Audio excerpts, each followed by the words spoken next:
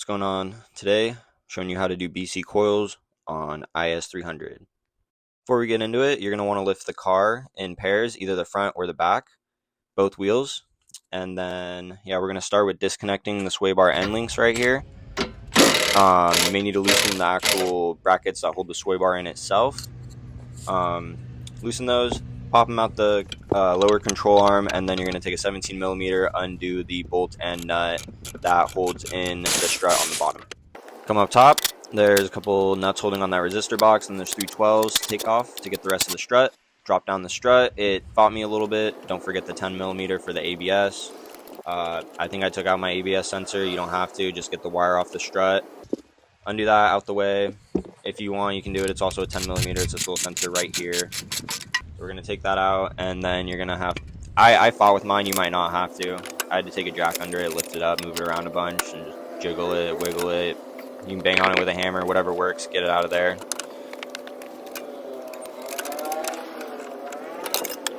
And then we're going to come in with the new one, stick it up top first. You're going to want to measure both sides and get them the same length before you put them in. Set up the 12s up top. I'm measuring right now, as you can see, because it was easier to knock that collar loose to actually get it to adjust. So adjust it, set it to the height you want, and then use the jack to lift it up back in and set the nut and the bolt and nut for the strut. Repeat on the other side, and then when you actually go to tighten it, you're going to want to jack it up all the way. As you can see, I jacked it up and I put preload on it. Putting preload on it right now, and then I'm going in and finally tightening everything. I'll put the torque specs up here. I just did elbow spec, wink wink. Then you're going to want to come and do it on the other side. Over here, as you can see, I need to jack it up and tighten everything down. So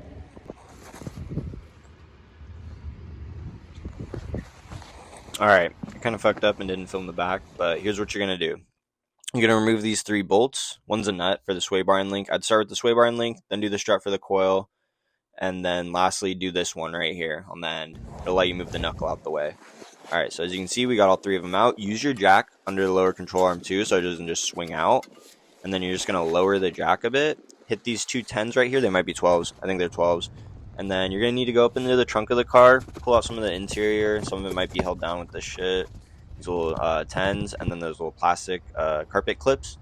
Pull those out, and then the 3 studs are held on with 12 millimeters. Undo those. You should be able to undo the pressure on the jack. Everything should fall down. See, it's falling. And you should be able to go down, do some pushing, maybe do some prying, help it get out of there. Pull that shit out. And then on the new one thing to note is it has these little, not sure what you would call them to be honest, but those 2 black pieces right there, they need to be in there as well to help the bushing, to help it ride properly on the bushing. So get everything set up, kind of like you did with the other one. Try to set it up at the top first. It might be kind of hard, so I would jack up the lower control arm and set it in there to hold it, and then just reinstall the bolts. Same order you took them out. I did reverse order, actually. I saved the knuckle for last. Yeah. That's about it. You're done. You're good to go. Put the wheels back on. You're probably going to need to go get an alignment.